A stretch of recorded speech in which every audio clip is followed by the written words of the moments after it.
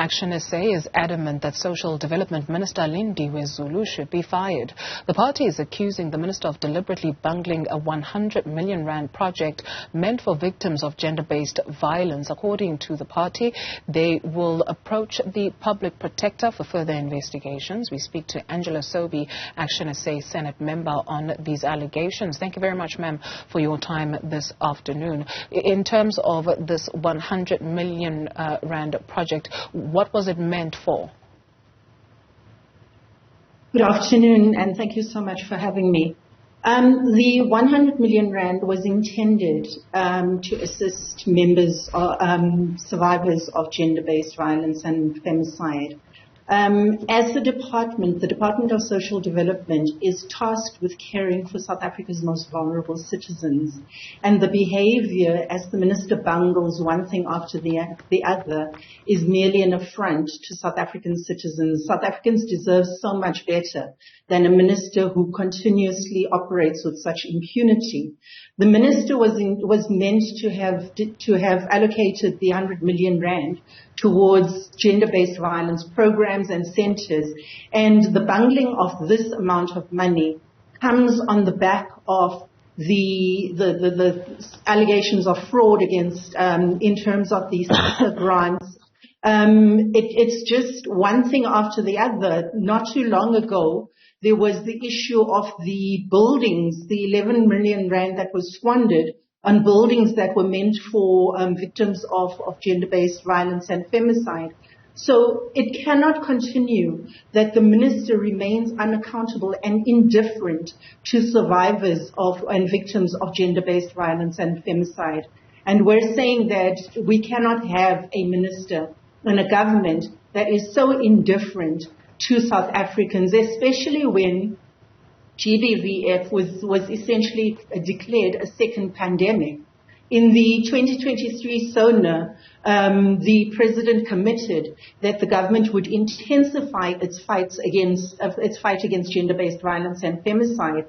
And here you see a female minister who's supposed to have a lot more empathy towards GBVF issues, squandering amounts of money that are intended and do not reach the recipients of gender-based violence and femicide.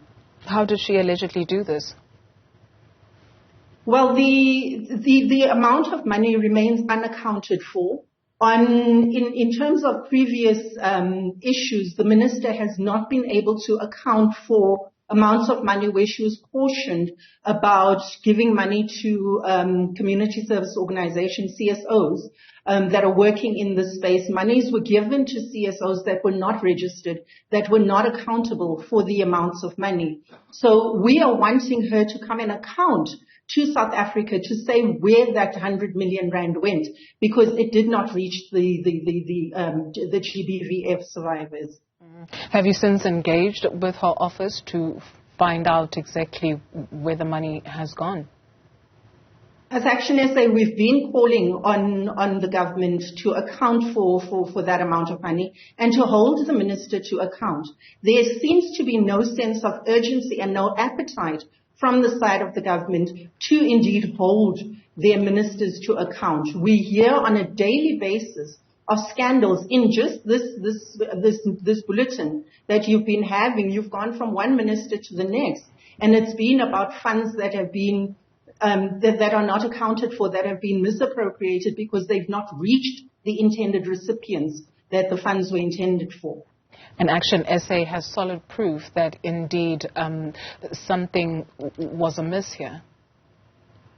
Well, as ActionSA, we're saying that the money did not reach the intended recipients of gender-based violence and femicide. The minister on previous occasions has been questioned about squandering money where 5 buildings were made available that were supposed to be GBF centers, and instead 260,000 rand per month was being spent on security for these centers rather than the actual victims of gender-based violence and femicide.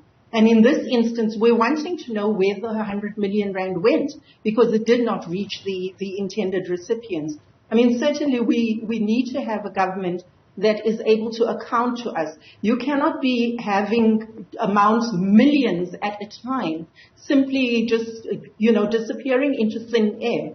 And the responsible ministry and the government that is administering that money not being held accountable for that. Have you spoken to some of the beneficiaries? What is it that you were able to ascertain from them? What reasons were they given for monies not reaching them to do their work? Well, from what we've managed to get on the ground is that there is an overhaul or something of sorts in terms of NGOs and community-based organizations working on the ground. But as a result of monies that are given to CSOs that are not registered and that do not come back and account for money. A couple of months ago, the same minister was questioned about the administration of funds in her department.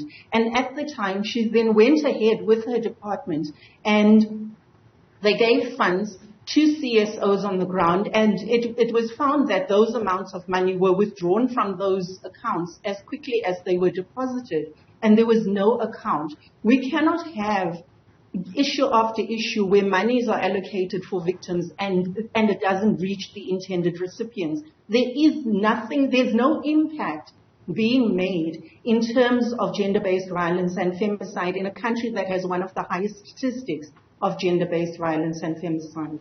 Well, Masobi, we've also been attempting to get hold of the minister in question, so we are still petitioning her office to get her version of events as well. Hopefully we can get you some feedback on that. Thank you very much for your time this afternoon. Ms. Angela Sobi, ActionSA Senate member.